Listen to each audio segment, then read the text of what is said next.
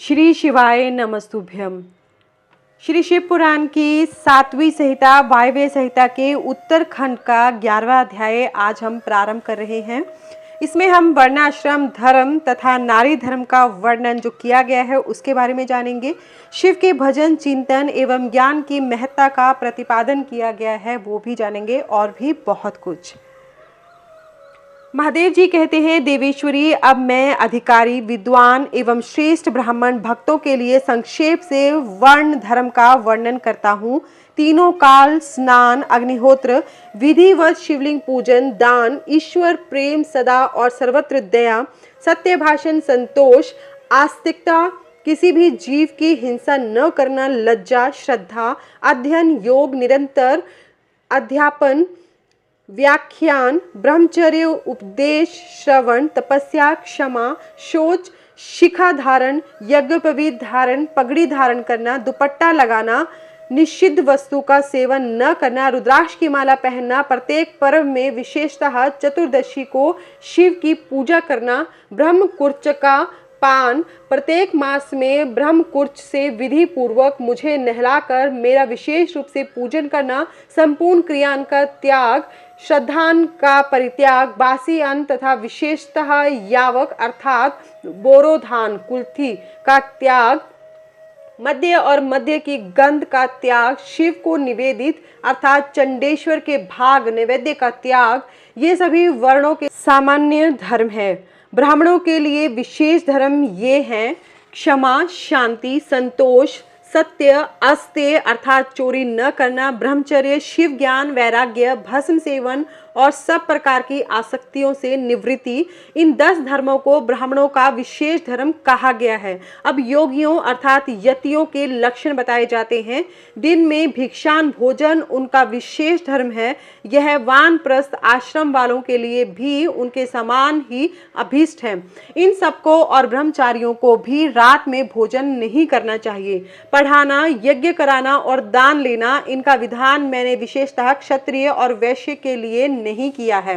मेरे आश्रय में रहने वाले राजाओं या क्षत्रियों के लिए थोड़े में धर्म का संग्रह इस प्रकार है: सब वर्णों की रक्षा, युद्ध में शत्रुओं का वध, दुष्ट पक्षियों, मृगों तथा दुराचारी मनुष्यों का दमन करना, सब लोगों पर विश्वास न करना, केवल शिव योगियों पर ही विश्वास रखना, ऋतु काल में ही स्त्री संसर्ग करना, सेना का संरक्षण, गुप्तचर भेजकर लोक में घटित होने वाले समाचारों को जानना, सदा अस्त्र धारण करना तथा भस्म में कंचुक धारण करना, गोरक्षा, वाणिज्य और कृषि ये वैश्य के धर्म बताए गए हैं। शूद्रेतर वर्णों ब्राह्मणों, क्षत्रिय और वैश्यों की सेवा शूद्र का धर्म कहा गया है। बाग लगाना, मेरे तीर्थों की यात्रा करना तथा अपनी धर्मपत्नी के साथ ही समागम करना गृहस्थ के लिए विहित धर्म है। वनवासियों, यतियों और ब्रह्मचारियों के लिए ब्रह्मचर्य का पालन मुख्य धर्म है। स्त्रियों के लिए पति की सेवा ही सनातन धर्म है, दूसरा नहीं। कल्याणी, यदि पति की आज्ञा हो तो नारी मेरा पूजन भी कर सकती है। जो स्त्री पति की सेवा छोड़कर व्रत में तत्पर होती है वह नरक में जाती है। इस विषय में विचार करने की आवश्यकता नहीं है। अब मैं विधवा स्त्रियों के सनातन धर्म का वर्णन करूंगा। व्रत, दान, तप, शौच, भूमि शयन, केवल रात में ही भोजन, सदा ब्रह्मचर्य का पालन, भस्म अथवा जल से स्नान, शांति, मौन, क्षमा, विधि पूर्वक सब जीवों को अन्न का वितरण, अष्टमी, चतुर्दशी, पूर्णिमा तथा विशेषतः एकादशी को विधिवत उपवास और मेरा पूजन, ये विधवा स्त्रियों के धर्म हैं। देवी, इस प्रकार मैंने संक्षेप से अपने आश्रम के सेवन करने वाले ब्राह्मणों, क्षत्रियों, वैश्यों, सन्यासियों, ब्रह्मचारियों तथा वानप्रस्थों और गृहस्थों के धर्म का वर्णन किया। साथ ही शूद्रों और नारियों के लिए भी इस सनातन धर्म का उपदेश दिया। देवेश्वरी, तुम्हें सदा मेरा ध्यान और मेरे षडक्षर मंत्र का जप करना चाहिए। यही संपूर्ण वेदोक्त धर्म है और यही धर्म तथा अर्थ का संग्रह है।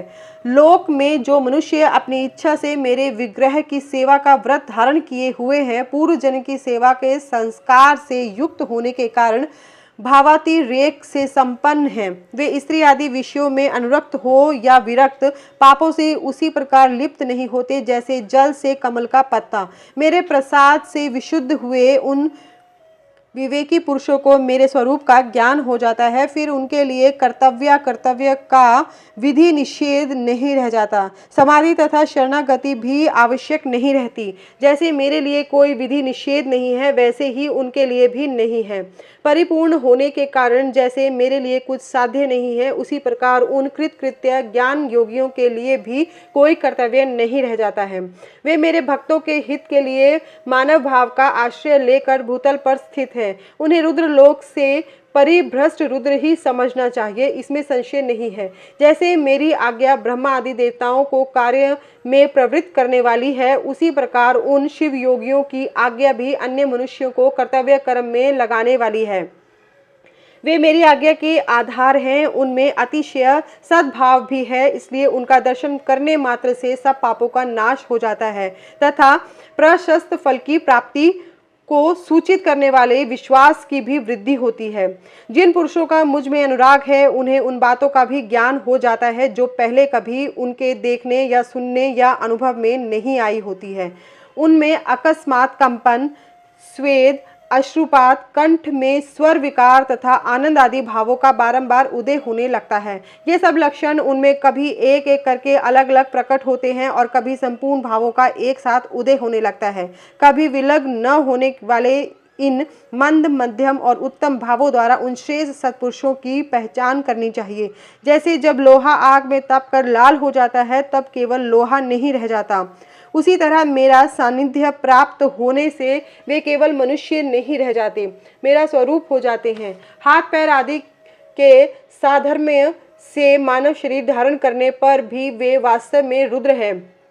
उन्हें प्राकृत मनुष्य समझकर विद्वान पुरुष उनकी अवहेलना न करे। जो मूढ़चित मानव उनके प्रति अवहेलना करते हैं, वे अपनी आयु, लक्ष्मी, कुल और शील को त्याग कर नरक में गिरते हैं। अथवा बहुत कहने से क्या लाभ। जिस किसी भी उपाय से मुझ में चित्त लगाना कल्याण की प्राप्ति का एकमात्र साधन है। उपमन्यु कहते हैं, इस प्रकार परमात्मा श्री कंठनाथ शिव ने तीनों लोकों के हित के लिए ज्ञान के सारभूत अर्थ का संग्रह प्रकट किया। संपूर्ण वेद शास्त्र, इतिहास, पुराण और विद्याएं इस विज्ञान संग्रह की ही विस्तृत व्याख्याएं हैं। ज्ञान, ज्ञेय, अनुष्ठेय, अधिकार, साधन और साध्य, इन 6 अर्थों का ही यह संक्षिप्त संग्रह बताया गया है। श्री कृष्ण जो शिव और शिवा संबंधी ज्ञानामृत से तृप्त हैं और उनकी भक्ति से संपन्न हैं, उनके लिए बाहर भीतर कुछ भी कर्तव्य शेष नहीं है। इसलिए क्रमशः बाह्य और आभ्यंतर कर्म को त्याग कर ज्ञान से ज्ञेय का साक्षात्कार करके फिर उस साधनभूत ज्ञान को भी त्याग दें।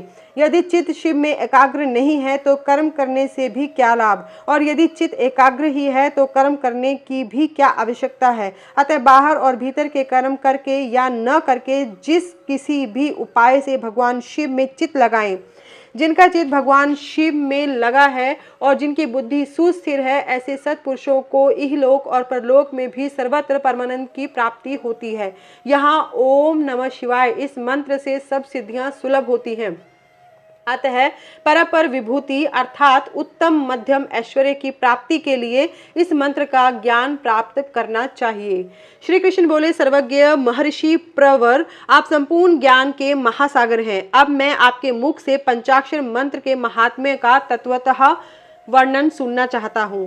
उपमन्यु ने कहा, देवकी नंदन, पंचाक्षर मंत्र के महात्म्य का विस्तार पूर्वक वर्णन तो 100 करोड़ वर्षों में भी नहीं किया जा सकता, अतः संक्षेप से इसकी महिमा सुनो। वेद में तथा शैवागम में दोनों जगह यह षडक्षर प्रणव सहित पंचाक्षर मंत्र समस्त शिव भक्तों के संपूर्ण अर्थ का साधक कहा गया है। इस मंत्र में अक्षर तो थोड़े ही हैं, परंतु यह महान अर्थ से संपन्न है। यह वेद का सार तत्व है, मोक्ष देने वाला है, शिव की आज्ञा से सिद्ध है, संदेश शून्य है तथा शिव स्वरूप वाक्य है। यह नाना प्रकार की सिद्धियों से युक्त दिव्य लोगों के मन को प्रसन्न एवं निर्मल करने वाला, सुनिश्चित अर्थ वाला अथवा निश्चय ही मनोरथ को पूर्ण करने वाला तथा परमेश्वर का गंभीर वचन है। इस मंत्र का मुख से सुख पूर्वक उच्चारण होता है। सर्वज्ञ शिव ने संपूर्ण देहधारियों के सारे मनोरथों की सिद्धि के लिए इस मंत्र ओम नमः शिवाय मंत्र का प्रतिपादन किया है। यह आदि षडाक्षर मंत्र संपूर्ण विद्याओं अर्थात मंत्रों का बीज अर्थात मूल है। जैसे वट के बीज में महान वृक्ष छिपा हुआ है, उसी प्रकार अत्यंत सूक्ष्म होने पर भी इस मंत्र को महान अर्थ से परिपूर्ण समझना चाहिए। ओम इस एकाक्षर मंत्र में तीनों गुणों से अतीत, सर्वज्ञ, सर्वकर्ता, द्युतिमान, सर्वव्यापी प्रभु शिव प्रतिष्ठित हैं। ईशान आदि जो सूक्ष्म एकाक्षर रूप ब्रह्म हैं, वे सब नमः शिवाय इस मंत्र में क्रमशः स्थित हैं। सूक्ष्म षडाक्षर मंत्र में पंच ब्रह्म रूपधारी साक्षात भगवान शिव स्वभावतः वाच्य वाचक भाव से विराजमान हैं। अप्रमेय होने के कारण शिव वाच्य हैं और मंत्र उनका वाचक माना गया है। शिव और मंत्र का यह वाच्य वाचक भाव अनादिकाल से चला आ रहा है। जैसे यह घोर संसार सागर अनादिकाल से प्रवृत्त है, उसी प्रकार संसार से छुड़ाने वाले भगवान शिव भी अनादिकाल से ही नियत विराजमान है। जैसे औषध रोगों का स्वभावतः शत्रु है, उसी प्रकार भगवान शिव संसार दोषों के स्वाभाविक शत्रु माने गए हैं। यदि ये भगवान विश्वनाथ न होते तो यह जगत अंधकार में हो जाता, क्योंकि प्रकृति जड़ है और जीवात्मा अज्ञानी।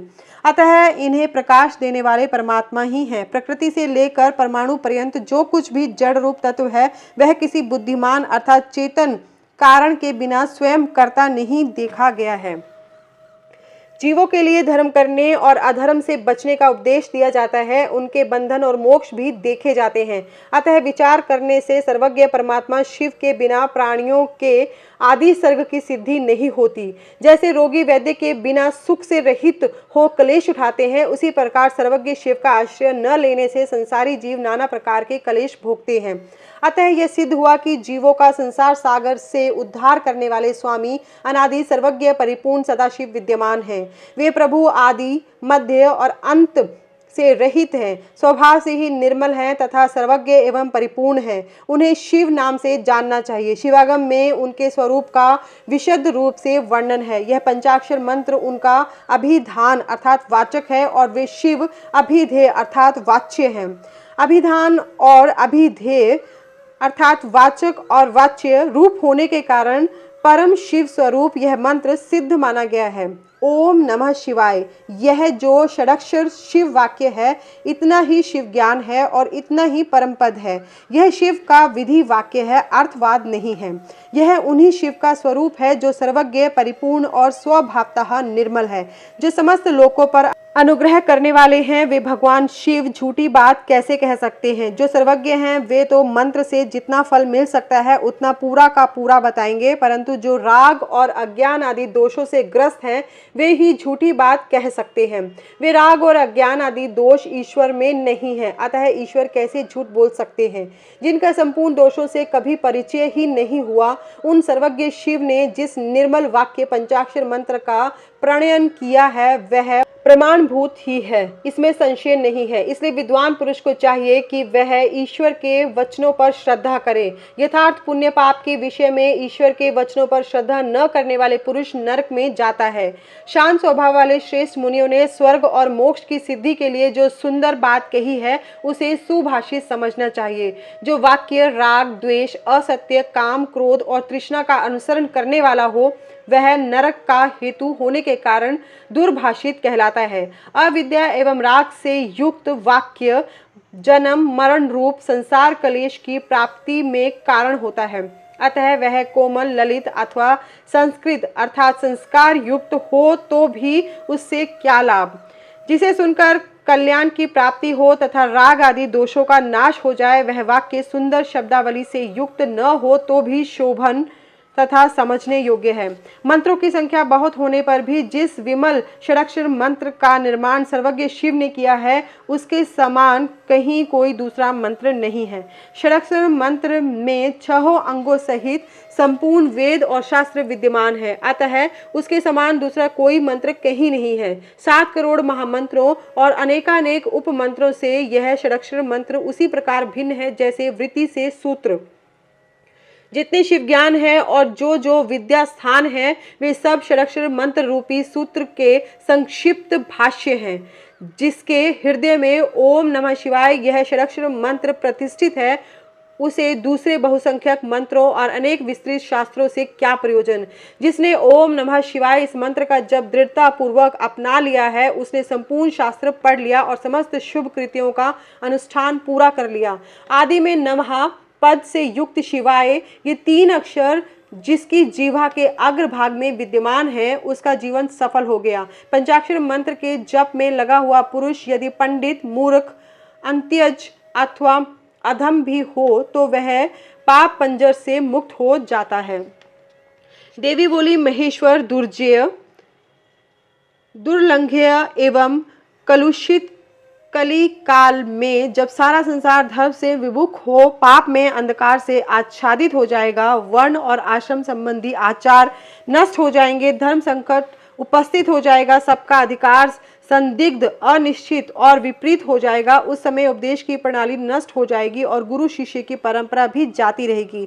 ऐसी परिस्थिति में आपके भक्त किस उपाय से मुक्त हो सकते हैं। महादेव जी ने कहा, देवी कली काल के मनुष्य मेरी परम मनोरम पंचाक्षरी विद्या का आश्रय ले, भक्ति से भावित चित्त होकर संसार बंधन से मुक्त हो जाते हैं। जो अकथनीय और अचिंतनीय हैं, उन मानसिक, वाचिक और शारीरिक दोषों से जो दूषित, कृतघ्न, निर्दय, छली, लोभी और कुटिल चित है, वे मनुष्य भी यदि मुझ में मन लगाकर मेरा पंचाक्षरी विद्या का जप करेंगे, उनके लिए वह विद्या ही संसार भय से तारने वाली होगी। देवी, मैंने बारंबार प्रतिज्ञा पूर्वक यह बात कही है कि भूतल पर मेरा पतित हुआ भक्त भी इस पंचाक्षरी विद्या के द्वारा बंधन से मुक्त हो जाता है। देवी बोली, यदि मनुष्य पतित होकर सर्वथा कर्म करने के योग्य न रह जाए तो उसके द्वारा किया गया कर्म नरक की ही प्राप्ति कराने वाला होता है। ऐसी दशा में पतित मानव इस विद्या द्वारा कैसे मुक्त हो सकता है। महादेव जी ने कहा, सुंदरी, तुमने यह बहुत ठीक बात पूछी है, अब इसका उत्तर सुनो। पहले मैंने इस विषय को गोपनीय समझकर अब तक प्रकट नहीं किया था। यदि पतित मनुष्य मोहवश मंत्रों के उच्चारण पूर्वक मेरा पूजन करे तो वह निसंदेह नरकगामी हो सकता है, किंतु पंचाक्षर मंत्र के लिए ऐसा प्रतिबंध नहीं है। जो केवल जल पीकर और हवा खाकर तप करते हैं तथा दूसरे लोग जो नाना प्रकार के व्रतों द्वारा अपने शरीर को सुखाते हैं, उन्हें इन व्रतों द्वारा मेरे लोक की प्राप्ति नहीं होती, परंतु जो भक्ति पूर्वक पंचाक्षर मंत्र से ही एक बार मेरा पूजन कर लेता है, वह भी इस मंत्र के ही प्रताप से मेरे धाम में पहुंच जाता है। इसलिए तप, यज्ञ, व्रत और नियम पंचाक्षर द्वारा मेरे पूजन की करोड़वीं कला के समान भी नहीं है। कोई बद्ध हो या मुक्त जो पंचाक्षर मंत्र के द्वारा मेरा पूजन करता है, वह अवश्य ही संसार पाश से छुटकारा पा जाता है। देवी, ईशान आदि 5 ब्रह्म जिसके अंग हैं, उस षडाक्षर या पंचाक्षर मंत्र के द्वारा जो भक्ति भाव से मेरा पूजन करता है, वह मुक्त हो जाता है। कोई पतित हो या अपतित, वह इस पंचाक्षर मंत्र के द्वारा मेरा पूजन करे। मेरा भक्त पंचाक्षर मंत्र का उपदेश गुरु से ले चुका हो या नहीं, वह क्रोध को जीत कर इस मंत्र के द्वारा मेरी पूजा किया करे। जिसने मंत्र की दीक्षा नहीं ली है, उसकी अपेक्षा दीक्षा लेने वाले पुरुष कोटि कोटि गुना अधिक माना गया है। अतः देवी, दीक्षा लेकर ही इस मंत्र से मेरा पूजन करना चाहिए। जो इस मंत्र की दीक्षा लेकर मैत्री, मुदिता अर्थात करुणा, उपेक्षा आदि गुणों से युक्त तथा ब्रह्मचर्य परायण हो भक्ति भाव से मेरा पूजन करता है, वह मेरी समता प्राप्त कर लेता है। इस विषय में अधिक कहने से क्या लाभ। मेरे पंचाक्षर मंत्र में सभी भक्तों का अधिकार है, इसलिए वह श्रेष्ठतर मंत्र है। पंचाक्षर के प्रभाव से ही लोक, वेद, महर्षि, सनातन धर्म, देवता तथा यह संपूर्ण जगत टिके हुए हैं। देवी, प्रलय काल आने पर जब चराचर जगत नष्ट हो जाता है और सारा प्रपंच प्रकृति में मिलकर वहीं लीन हो जाता है, तब मैं अकेला ही स्थित रहता हूँ, दूसरा कोई कहीं नहीं रहता। उस समय समस्त देवता और शास्त्र पंचाक्षर मंत्र में स्थित होते हैं, अतः मेरी शक्ति से पालित होने के कारण वे नष्ट नहीं होते हैं। तदनंतर मुझ में प्रकृति और पुरुष के भेद से युक्त सृष्टि होती है। तत्पश्चात त्रिगुणात्मक मूर्तियों का संहार करने वाला अवान्तर प्रलय होता है। उस प्रलय काल में भगवान नारायण देव माया में शरीर का आश्रय ले जल के भीतर शेष शैया पर शयन करते हैं। उनके नाभि कमल से पंचमुख ब्रह्मा जी का जन्म होता है। ब्रह्मा जी तीनों लोकों की सृष्टि करना चाहते हैं, किंतु कोई सहायक न होने से उसे नहीं कर पाते थे। तब उन्होंने पहले अमित तेजस्वी 10 महर्षियों की सृष्टि की, जो उनके मानस पुत्र कहे गए हैं। उन पुत्रों की सिद्धि बढ़ाने के लिए पितामह ब्रह्मा ने मुझसे कहा, महादेव, महेश्वर, मेरे पुत्रों को शक्ति प्रदान कीजिए। उनके इस प्रकार प्रार्थना करने पर 5 मुख धारण करने वाले मैंने ब्रह्मा जी के प्रति प्रत्येक मुख से एक एक अक्षर के क्रम से 5 अक्षरों का उपदेश किया। लोक पितामह ब्रह्मा जी ने भी अपने 5 मुखों द्वारा क्रमशः उन 5 अक्षरों को ग्रहण किया और वाच्य वाचक भाव से मुझ महेश्वर को जाना। मंत्र के प्रयोग को जानकर प्रजापति ने विधिवत उसे सिद्ध किया। तत्पश्चात उन्होंने अपने पुत्रों को यथावत रूप से उस मंत्र का और उसके अर्थ का भी उपदेश दिया। साक्षात लोक पितामह ब्रह्मा से उस मंत्र रत्न को पाकर मेरी आराधना की इच्छा रखने वाले उन मुनियों ने उनकी बताई हुई पद्धति से उस मंत्र का जप करते हुए मेरू के रमणीय शिखर पर मुंजवान पर्वत के निकट 1 सहस्त्र दिव्य वर्षों तक तीव्र तपस्या की। वे लोक सृष्टि के लिए अत्यंत उत्सुक थे, इसलिए वायु पीकर कठोर तपस्या में लग गए। जहां उनकी तपस्या चल रही थी वह श्रीमान मुंजवान पर्वत सदा ही मुझे प्रिय है और मेरे भक्तों ने निरंतर उसकी रक्षा की है। उन ऋषियों की भक्ति देखकर मैंने तत्काल उन्हें प्रत्यक्ष दर्शन दिया और उन आर्य ऋषियों को पंचाक्षर मंत्र के ऋषि, छंद देवता, बीज, शक्ति, कीलक, षडंगन्यास, दिंग बंधन और विनियोग, इन सब बातों का पूर्ण रूप से ज्ञान कराया। संसार की सृष्टि बढ़े इसके लिए मैंने उन्हें मंत्र की सारी विधियां बताई। तब वे उस मंत्र के महात्म्य से तपस्या में बहुत बढ़ गए और देवताओं, असुरों तथा मनुष्यों की सृष्टि का भलीभांति विस्तार करने लगे। अब इस उत्तम विद्या पंचाक्षरी के स्वरूप का वर्णन किया जाता है। आदि में नमः पद का प्रयोग करना चाहिए, उसके बाद शिवाय पद का। यही वह पंचाक्षरी विद्या है जो समस्त श्रुतियों की सिरमौर है तथा संपूर्ण शब्द समुदाय की सनातन बीज रूपणी है। यह विद्या पहले पहल मेरे मुख से निकली, इसलिए मेरे ही स्वरूप का प्रतिपादन करने वाली है। इसका एक देवी के रूप में ध्यान करना चाहिए। इस देवी की अंग कांति तपाए हुए सुवर्ण के समान है। इसके पीन पयोधर ऊपर को उठे हुए है। यह 4 भुजाओं और 3 नेत्रों से सुशोभित है। इसके मस्तक पर बाल चंद्रमा का मुकुट है। 2 हाथों में पद्म और उत्पल है। अन्य 2 हाथों में वरद और अभय की मुद्रा है। मुखाकृति सौम्य है। यह समस्त शुभ लक्षणों से संपन्न तथा संपूर्ण आभूषणों से विभूषित है। श्वेत कमल के आसन पर विराजमान है। इसके काले काले घुंघराले केश बड़ी शोभा पा रहे हैं। इसके अंगों में 5 प्रकार के वर्ण हैं जिनकी रश्मियां प्रकाशित हो रही हैं। वे वर्ण हैं पीत, कृष्ण, धूम्र, स्वर्णिम तथा रक्त। इन वर्णों का यदि पृथक पृथक प्रयोग हो तो इन्हें बिंदु और नाद से विभूषित करना चाहिए। बिंदु की आकृति अर्धचंद्र के समान है और नाद की आकृति दीप शिखा के समान। सुमुखी। यों तो इस मंत्र के सभी अक्षर बीज रूप हैं, तथापि उनमें दूसरे अक्षर को इस मंत्र का बीज समझना चाहिए। दीर्घ स्वर पूर्वक जो चौथा वर्ण है उसे कीलक और 5वें वर्ण को शक्ति समझना चाहिए। इस मंत्र के वामदेव ऋषि हैं और पंक्ति छंद है। वरानने मैं शिव ही इस मंत्र का देवता हूँ। वरारोहे, गौतम, अत्रि, विश्वामित्र, अंगिरा और भरद्वाज ये नकारादि वर्णों के क्रमशः ऋषि माने गए हैं। गायत्री, अनुष्टुप, त्रिष्टुप, बृहति और विराट ये क्रमशः 5 अक्षरों के छंद हैं।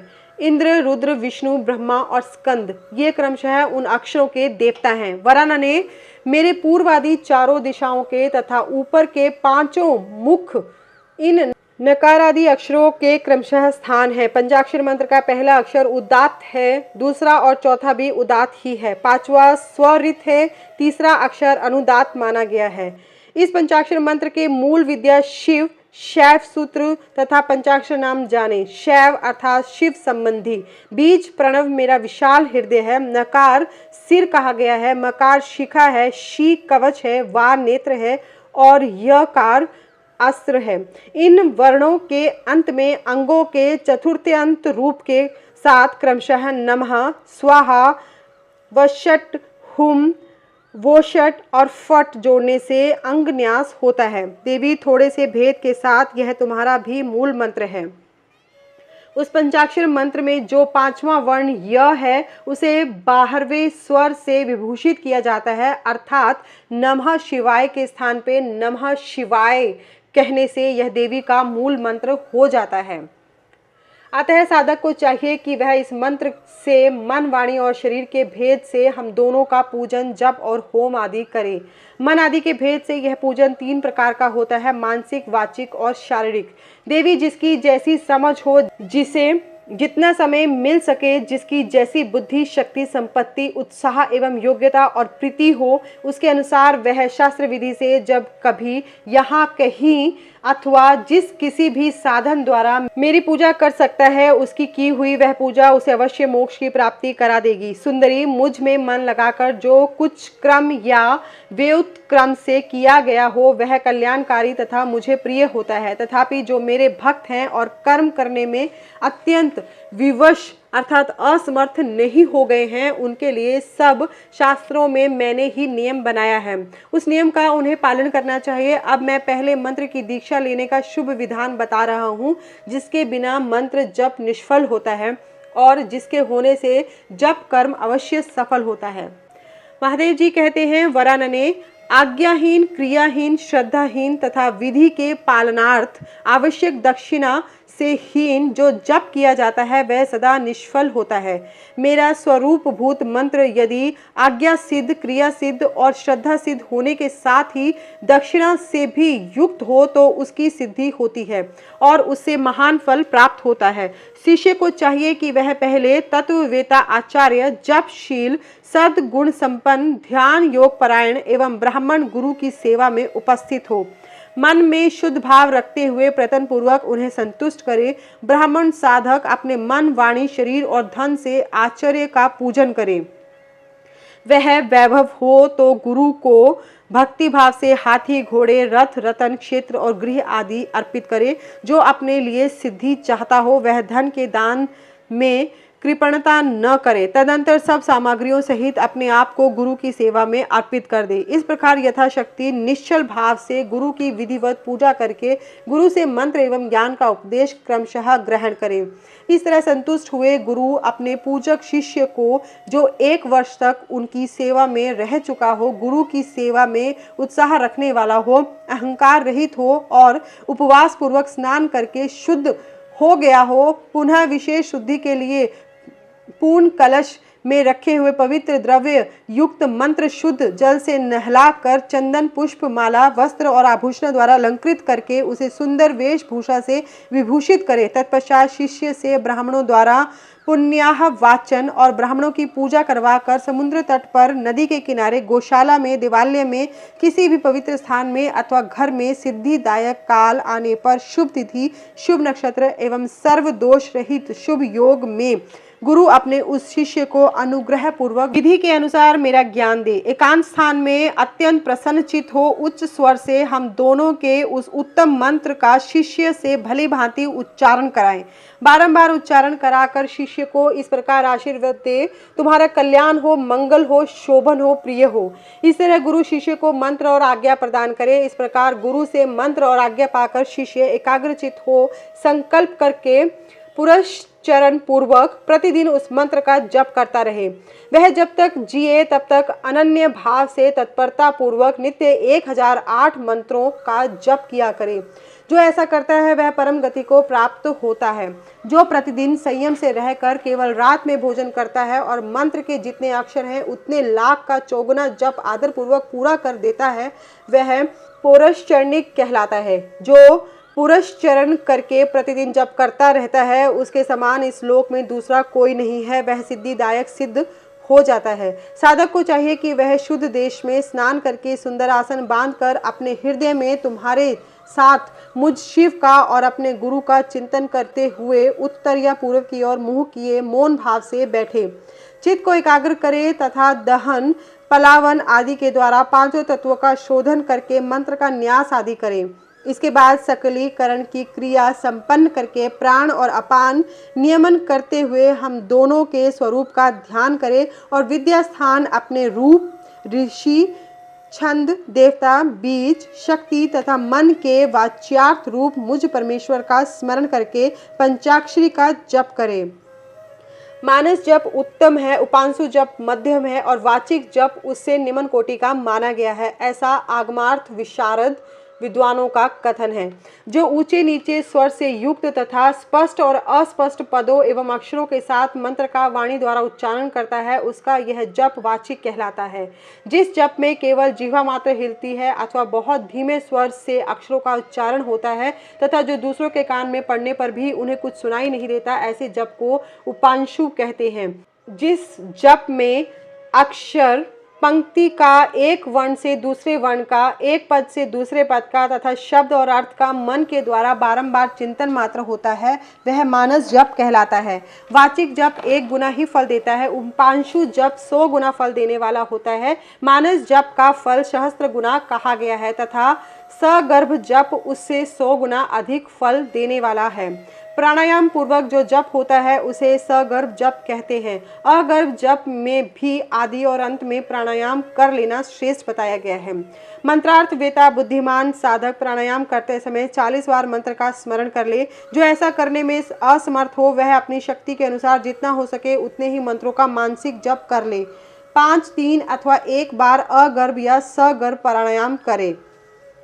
इन दोनों में सगर्भ प्राणायाम श्रेष्ठ माना गया है। सगर्भ की अपेक्षा भी ध्यान सहित जब सहस्त्र गुना फल देने वाला कहा जाता है। इन 5 प्रकार के जपों में से कोई एक जप अपनी शक्ति के अनुसार करना चाहिए। अंगुली से जप की गणना करना 1 गुना बताया गया है। रेखा से गणना करना 8 गुना उत्तम समझना चाहिए। पुत्र जीव अर्थात जिया पोता के बीजों की माला से गणना करने पर जप का 10 गुना अधिक फल होता है। शंख के मनकों से 100 गुना, मूंगों से 1000 गुना, स्फटिक मणि की माला से 10,000 गुना, मोतियों की माला से लाख गुना, पद्माक्षर से 10 लाख गुना और स्वर्ण के बने हुए मनकों से गणना करने पर कोटि गुना अधिक फल बताया गया है। कुश की गांठ से तथा रुद्राक्ष से गणना करने पर अनंत गुने फल की प्राप्ति होती है।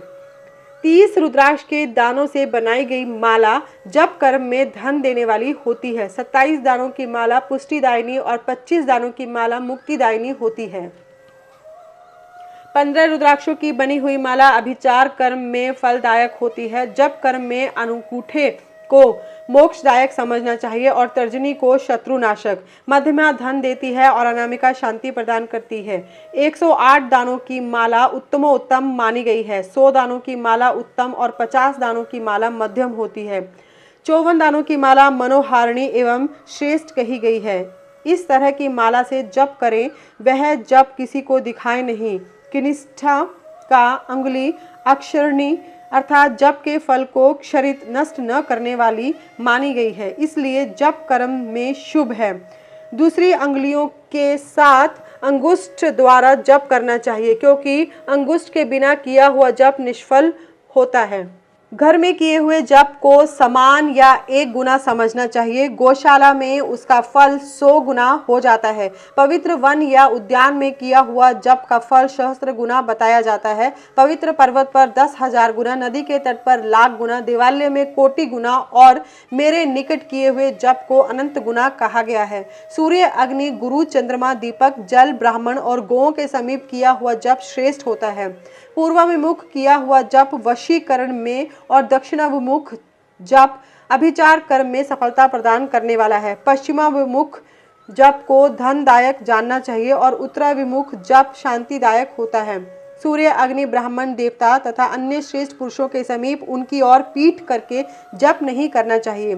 सिर पर पगड़ी रखकर, कुर्ता पहनकर, नंगा होकर, बाल खोलकर, गले में कपड़ा लपेटकर, अशुद्ध हाथ लेकर, संपूर्ण शरीर से अशुद्ध रहकर तथा विलाप पूर्वक कभी जप नहीं करना चाहिए। जप करते समय क्रोध, मद, छींकना, थूकना, जम्हाई लेना तथा कुत्तों और नीच पुरुषों की ओर देखना वर्जित है।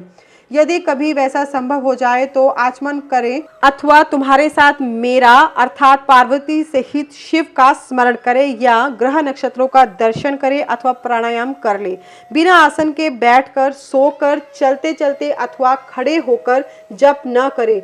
गली में या सड़क पर, अपवित्र स्थान में तथा अंधेरे में भी जप न करें। दोनों पांव फैलाकर, कुक्कुट आसन में बैठकर, सवारी या खाट पर चढ़कर अथवा चिंता से व्याकुल होकर जप न करें। यदि शक्ति हो तो इन सब नियमों का पालन करते हुए जप करें और अशक्त पुरुष यथाशक्ति जप करें। इस विषय में बहुत कहने से क्या लाभ, संक्षेप से मेरी यह बात सुनो। सदाचारी मनुष्य शुद्ध भाव से जप और ध्यान करके कल्याण का भागी होता है। आचार परम धर्म है, आचार उत्तम धन है, आचार श्रेष्ठ विद्या है और आचार ही परम गति है। आचारहीन पुरुष संसार में निंदित होता है और परलोक में भी सुख नहीं पाता। इसलिए सबको आचारवान होना चाहिए। वेदज्ञ विद्वानों ने वेद शास्त्र के कथनानुसार जिस वर्ण के लिए जो कर्म विहित बताया है, उस वर्ण के पुरुष को उसी कर्म का सम्यक आचरण करना चाहिए। वही उसका सदाचार है, दूसरा नहीं। सत्पुरुषों ने उसका आचरण किया है, इसलिए वह सदाचार कहलाता है। उस सदाचार का भी मूल कारण आस्तिकता है। यदि मनुष्य आस्तिक हो तो प्रमाद आदि के कारण सदाचार से कभी भ्रष्ट हो जाने पर भी दूषित नहीं होता। अतः सदा आस्तिकता का आश्रय लेना चाहिए। जैसे इहलोक में सत्कर्म करने से सुख और दुष्ट कर्म करने से दुख होता है, उसी तरह परलोक में भी होता है। इस विश्वास को आस्तिकता कहते हैं। सदाचार से हीन, पतित और अत्यंज का उद्धार करने के लिए कली युग में पंचाक्षर मंत्र से बढ़कर दूसरा कोई उपाय नहीं है। चलते फिरते, खड़े होते अथवा स्वेच्छानुसार कर्म करते हुए अपवित्र या पवित्र पुरुष के जप करने पर भी यह मंत्र निष्फल नहीं होता। अत्यंज, मूर्ख, मूढ़, पतित, मर्यादा रहित और नीच के लिए भी यह मंत्र निष्फल नहीं होता। किसी भी अवस्था में पड़ा हुआ मनुष्य भी यदि मुझ में उत्तम भक्ति भाव रखता है तो उसके लिए यह मंत्र निसंदेह सिद्ध होगा ही, किंतु दूसरे किसी के लिए वह सिद्ध नहीं हो सकता। प्रिय, इस मंत्र के लिए लगन, तिथि, नक्षत्र, वार और योग आदि का अधिक विचार अपेक्षित नहीं है। यह मंत्र कभी सुप्त नहीं होता, सदा जागृत ही रहता है। यह महामंत्र कभी किसी का शत्रु नहीं होता। यह सदा सुसिद्ध, सिद्ध अथवा साध्य ही रहे। सिद्ध गुरु के उपदेश से प्राप्त हुआ मंत्र सुसिद्ध कहलाता है। असिद्ध गुरु का भी दिया हुआ मंत्र सिद्ध कहा गया है। जो केवल परंपरा से प्राप्त हुआ है, किसी गुरु के उपदेश से नहीं मिला है, वह मंत्र साध्य होता है। जो मुझ में, मंत्र में तथा गुरु में अतिशय श्रद्धा रखने वाला है, उसको मिला हुआ मंत्र किसी गुरु के द्वारा साधित हो या असाधित सिद्ध होकर ही रहता है, इसमें संशय नहीं है। इसलिए अधिकार की दृष्टि से विघ्न युक्त होने वाले दूसरे मंत्रों को त्याग कर विद्वान पुरुष साक्षात परमा विद्या पंचाक्षरी का आश्रय ले। दूसरे मंत्रों के सिद्ध हो जाने से ही यह मंत्र सिद्ध नहीं होता, परंतु इस महामंत्र के सिद्ध होने पर वे दूसरे मंत्र अवश्य सिद्ध हो जाते हैं। महेश्वर जैसे अन्य देवताओं के प्राप्त होने पर भी मैं नहीं प्राप्त होता, परंतु मेरे प्राप्त होने पर वे सब देवता प्राप्त हो जाते हैं। यही न्यास इन सब मंत्रों के लिए भी है। सब मंत्रों के जो दोष हैं वे इस मंत्र में संभव नहीं है, क्योंकि यह मंत्र जाति आदि की अपेक्षा न रखकर प्रवृत्त होता है। तथापि छोटे छोटे तुच्छ फलों के लिए सहसा इस मंत्र का विनियोग नहीं करना चाहिए, क्योंकि यह मंत्र महान फल देने वाला है। उपमन्यु कहते हैं, यदुनंदन, इस प्रकार त्रिशूलधारी महादेव जी ने तीनों लोकों के हित के लिए साक्षात महादेवी पार्वती से इस पंचाक्षर मंत्र की विधि कही थी। जो एकाग्रचित हो, भक्ति भाव से इस प्रसंग को सुनता या सुनाता है, वह सब पापों से मुक्त हो परम गति को प्राप्त होता है। श्री कृष्ण बोले, भगवान, आपने मंत्र का महात्म्य तथा उसके प्रयोग का विधान बताया जो साक्षात वेद के तुल्य है। अब मैं उत्तम शिव संस्कार की विधि सुनना चाहता हूँ, जिसे मंत्र ग्रहण के प्रकरण में आपने कुछ सूचित किया था, वह बात मुझे भूली नहीं है। उपमन्यु ने कहा, अच्छा, मैं तुम्हें शिव द्वारा कथित परम पवित्र संस्कार का विधान बता रहा हूँ, जो समस्त पापों का शोधन करने वाला है। मनुष्य जिसके प्रभाव से पूजा आदि में उत्तम अधिकार प्राप्त कर लेता है, उस षड्ध्व शोधन कर्म को संस्कार कहते हैं। संस्कार अर्थात शुद्धि करने से ही उसका नाम संस्कार है। यह विज्ञान देता है और पाश बंधन को क्षीण करता है, इसलिए इस संस्कार को ही दीक्षा भी कहते हैं। शिव शास्त्र में परमात्मा शिव ने शांभवी, शाक्ति और मांत्री 3 प्रकार की दीक्षा का उपदेश किया है। गुरु के दृष्टिपात मात्र से, स्पर्श से तथा संभाषण से भी जीव को जो तत्काल पाशों का नाश करने वाली संज्ञा, सम्यक बुद्धि प्राप्त होती है, वह शांभवी दीक्षा कहलाती है। उस दीक्षा के भी 2 भेद हैं, तीव्रा और तीव्रतरा। पाशों के क्षीण होने में जो शीघ्रता या मंदता होती है, उसी के भेद से ये 2 भेद हुए हैं। जिस दीक्षा से तत्काल सिद्धि या शांति प्राप्त होती है वही तीव्रतरा मानी गई है। जीवित पुरुष के पाप का अत्यंत शोधन करने वाली जो दीक्षा है उसे तीव्रा कहा गया है। गुरु योग मार्ग से शिष्य के शरीर में प्रवेश करके ज्ञान दृष्टि से जो ज्ञानवती दीक्षा देते हैं वह शाक्ति कही गई है। क्रियावती दीक्षा को मांत्री दीक्षा कहते हैं। इससे पहले होम कुंड और यज्ञ मंडप का निर्माण किया जाता है। फिर गुरु बाहर से मंद या मंदतर उद्देश्य को लेकर शिष्य का संस्कार करते हैं। शक्तिपात के अनुसार शिष्य गुरु के अनुग्रह का भाजन होता है। शैव धर्म का अनुसरण शक्तिपात मूलक है। अतः संक्षेप से उसके विषय में निवेदन किया जाता है। जिस शिष्य में गुरु की शक्ति का पात नहीं हुआ उसमें शुद्धि नहीं आती तथा उसमें न तो विद्या, न शिवाचार, न मुक्ति, न सिद्धियां ही होती हैं। अतः प्रचुर शक्तिपात के लक्षणों को देखकर गुरु ज्ञान अथवा क्रिया के द्वारा शिष्य का शोधन करे। जो मोहवश इसके विपरीत आचरण करता है वह दुर्बुद्धि नष्ट हो जाता है। अतः गुरु सब प्रकार से शिष्य का परीक्षण करे। उत्कृष्ट बोध और आनंद की प्राप्ति ही शक्तिपात का लक्षण है, क्योंकि वह परमा शक्ति प्रबोधानंद रूपिणी ही है। आनंद और बोध का लक्षण है अंतःकरण में सात्विक विकार है। जब अंतःकरण द्रवित होता है तब बाह्य शरीर में कंप, रोमांच, स्वर विकार, नेत्र विकार और अंग विकार प्रकट होते हैं। शिष्य भी शिव पूजन आदि में गुरु का संपर्क प्राप्त करके अथवा उनके साथ रह करके उनमें प्रकट होने वाले इन लक्षणों से गुरु की परीक्षा करे। शिष्य गुरु का शिक्षणीय होता है और उसका गुरु के प्रति गौरव होता है। इसलिए सर्वथा प्रयत्न करके शिष्य ऐसा आचरण करे जो गुरु के गौरव के अनुरूप हो। जो गुरु है वह शिव कहा गया है, जो शिव है वह गुरु माना गया है। विद्या के आकार में शिव ही गुरु बनकर विराजमान है। जैसे शिव है वैसी विद्या है, जैसी विद्या है वैसी गुरु है। शिव, विद्या और गुरु के पूजन से समान फल मिलता है। शिव सर्व देवात्मक है, गुरु सर्व मंत्र में। अतः संपूर्ण यत्न से गुरु की आज्ञा को शिरोधार्य करना चाहिए। यदि मनुष्य अपना कल्याण चाहने वाला और बुद्धिमान है तो वह गुरु के प्रति मन, वाणी और क्रिया द्वारा कभी मिथ्याचार, कपटपूर्ण बर्ताव न करे। गुरु आज्ञा दे या न दे, शिष्य सदा उनका हित और प्रिय करे। उनके सामने और पीठ पीछे भी उनका कार्य करता रहे। ऐसे आचार से युक्त गुरु भक्त और सदा मन में उत्साह रखने वाला जो गुरु का प्रिय कार्य करने वाला शिष्य है वही शैव धर्मों के उपदेश का अधिकारी है।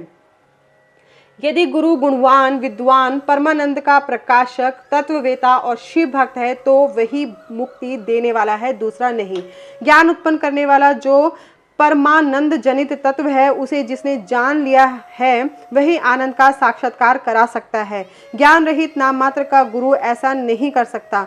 नौकाएं एक दूसरी को पार लगा सकती हैं किंतु क्या कोई शिला दूसरी शिला को तार सकती है?